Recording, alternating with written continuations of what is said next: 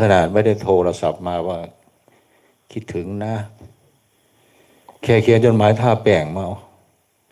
ผมอ่านแล้วผมก็ขำๆโอ้คือหอมแท้วะผมก็เลยโอ้ผมมีอย่างเราไว้เอาถิ่มซะบ่วะก็ว่าจะเอาทิ้งเลยก็ขึ้นไปขึ้นมากูเก็บไว้ก่อนจะข้าวก็ได้วะเชื่อไหมว่าผมดมโทรศัพท์ดมจดหมายนั่นประมาณ7 วัน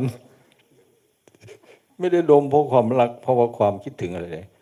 คือสิทิมกับพ่อเตทิมนั่นแหละคือยังมันเสียดายอยู่มาอ่านบางอีกอ่านแล้วมันก็อดดมบ่ได้นะหอมอยู่ไว้บ้าง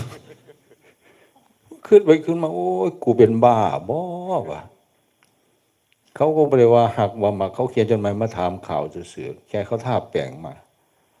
แล้วมาดมอยู่ตั้ง7 มื้อวะป้ากูป่วงตัวนี้วะ